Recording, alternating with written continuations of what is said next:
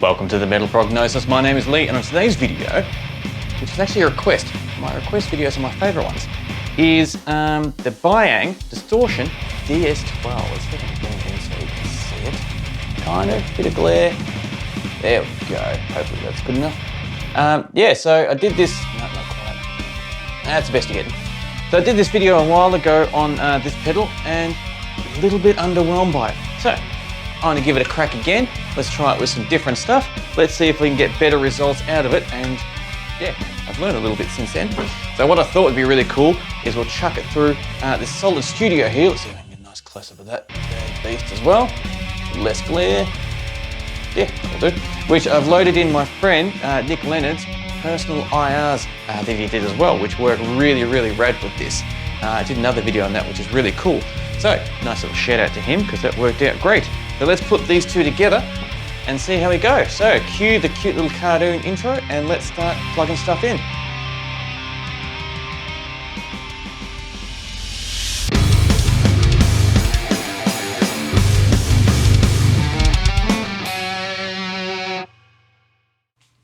All right, now I've got everything set up, ready to go. Grab my low tuning guitar and let's grab this pick, see how we go.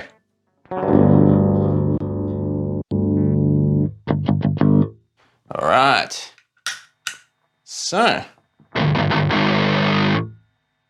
straight off the bat, sounding pretty decent.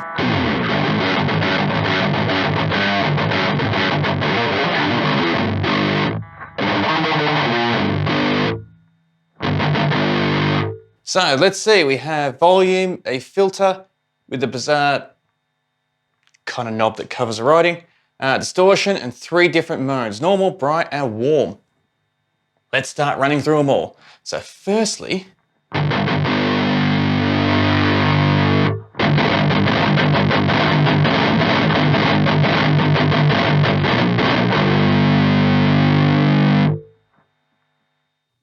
let's roll in the distortion and see how it sounds with this little setup chain we've got. But I can tell you right now, this is sounding a lot better compared to the first time I did it from what I remember.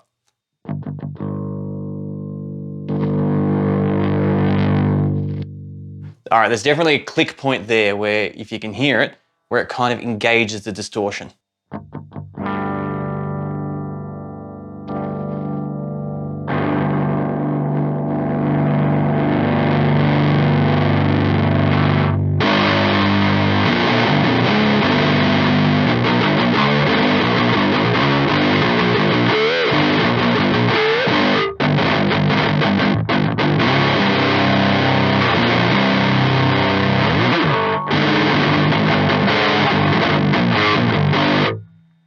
Dial it in a little bit more.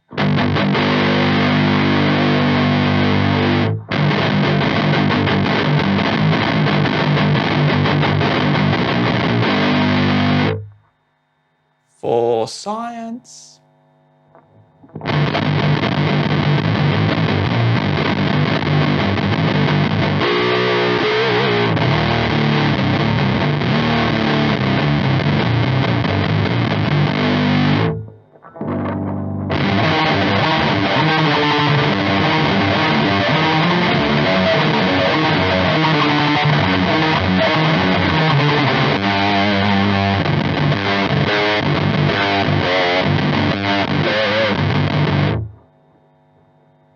It's fun, but it's not the best sound we can get. So I reckon actually a bit below 12 o'clock was the best.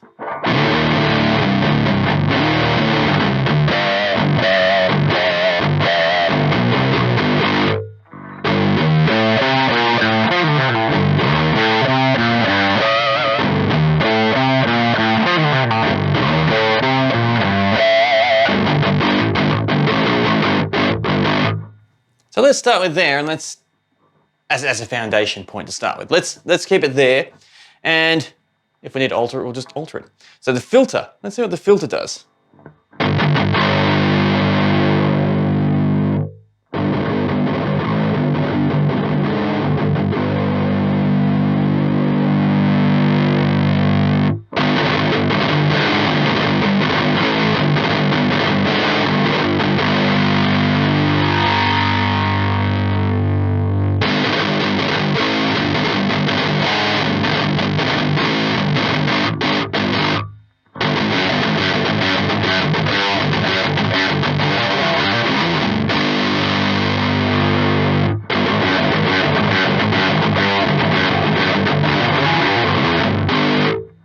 pretty rad. That is pretty rad. See if we can find a nice sweet spot.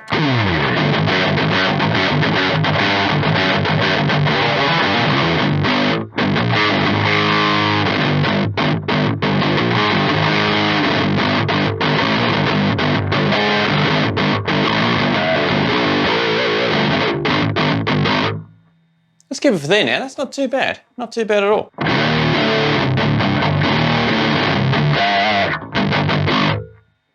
So let's see the 3 different modes it has between normal, bright, and warm. So that was normal. Oh, go back there.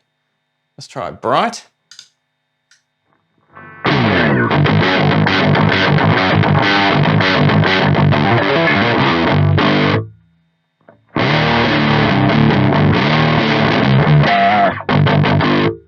Doesn't really sound brighter, does it?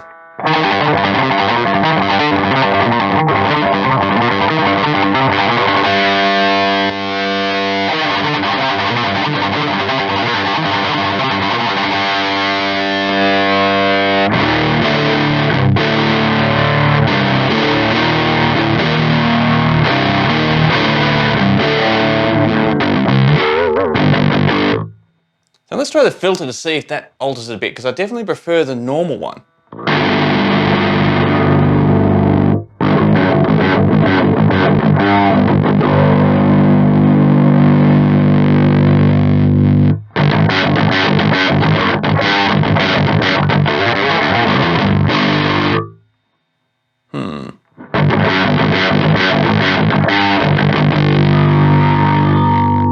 Has a very unique type of like background, what's the right, squealing type of notion to it. So let's try a warm. See what a warm gives us.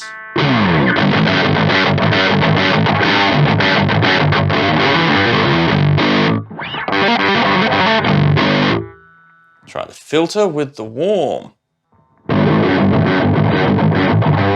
So every single one of the 3 different settings, the filter on the lowest sounds like it's submerged underwater.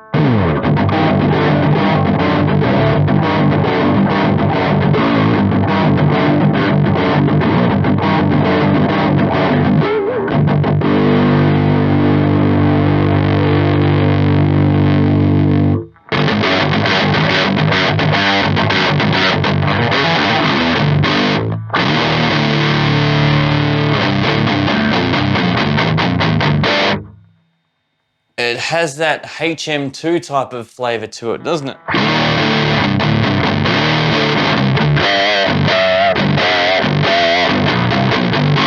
A little bit brighter though, so...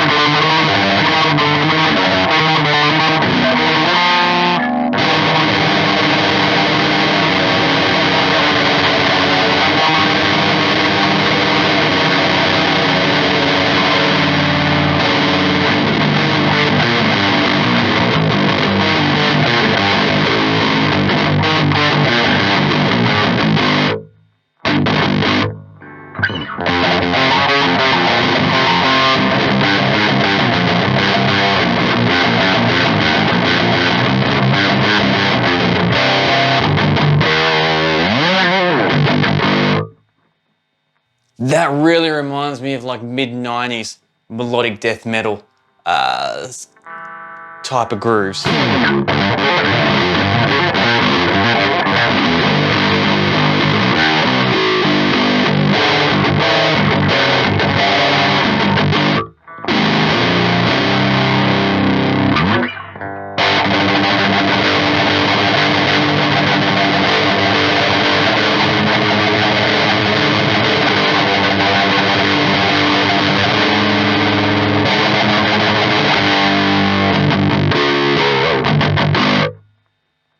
It is heaps of fun though, because I'm kind of getting just lost in doodling around here on the guitar. But I think the best was the filter on normal.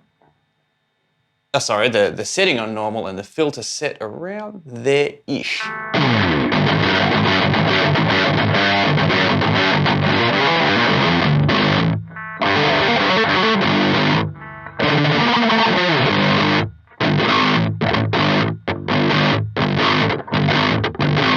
Yeah, and you still get a lot of characteristics out of the low end too. It doesn't just fizzle off into muffledness.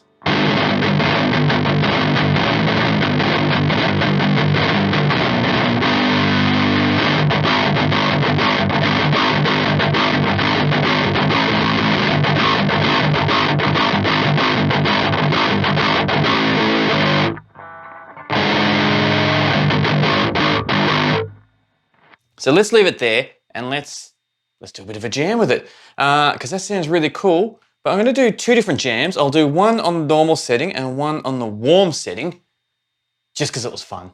And a little bit of nostalgic, just going back to the early melodic death metal kind of birthing in that early 90s period.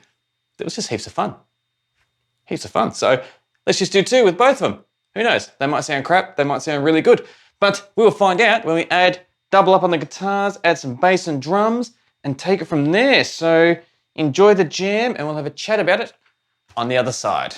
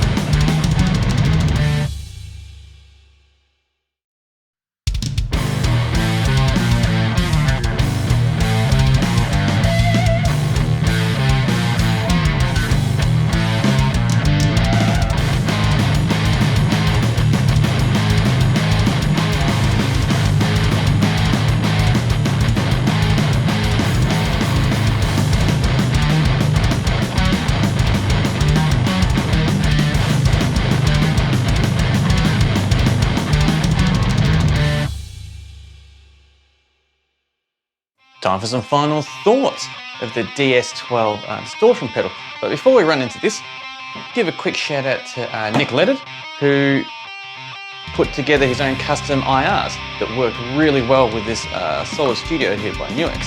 So yeah, I'm really happy they paired up really nicely, because how it worked this time with the DS12, with this chain and this setup that we had, worked a bucket load better compared to the very first time I tried this. So when I very first started this YouTube channel, this was one of the first probably 10 pedals that I brought for it to try out to see how it goes, and it was very underwhelmed by it. And I think that had a lot to do with the chain that I was using. And so I'm really glad that someone suggested I give it a shot again, because yeah, it turned out a shitload better this time around. The filter reacted really nicely with the two different, well, there's three different settings, but we mainly focused on two, being the normal and the warm. Different settings there. And the distortion, it was nice that you had more distortion to deal with, but I kind of just broke it up a little bit too much, where it's a little bit, I felt like went into that realm of unusable type of broken up distortion. But yeah, there's definitely enough different characteristics you can get out of this pedal to give it a nice level of variety. And depending on, which is with anything, when it comes to different type of pedals and equipment that you want for your heavy tones, whether it is a guitar, bass, vocals, drums, whatever you're producing and put together in a studio, it all depends on what sound you're after. But this could definitely be something that you or someone you might know could be interested in, because it was lots of fun. As I said, definitely reminded me of the early, mid-90s, the early 90s type of melodic death metal that was hanging around there. But that's not a bad thing. They were really cool back then. I loved those type of bands that were around then. That's what I grew up on and still listen to this day. So the fact that this pedal can recreate that nostalgic is pretty darn awesome. So yeah, thank you to the person who gave me the comments to give this a shot again, because I'm very glad I did, because this is lots of fun putting this together and doing. So once again, shout out to Nick Leonard. I'll leave his details in the description below, so you can chase down those IRs if you want them, or check out his channel in general and how he even put those IRs together. He did a really cool video on that as well. And he gives them away for free, which is a really cool thing that he gives for the community, which I absolutely respect. So definitely check out his stuff as well. So thank you once again for joining with this. Lots of fun doing it and putting it together. Lots of fun, and you know it's fun when you just end up doodling on the guitar and you kind of get lost with actually jamming. That means you've hit something really cool, because well, that's what it's all about, isn't it? Pretty much jamming, getting lost in the tones and your own creativity and all that stuff. So this combination of equipment that we did today definitely achieves that. So I'll do my sign off now. Thank you very much for joining me, and I thoroughly look forward to chatting with you next time. And until next time, please stay safe.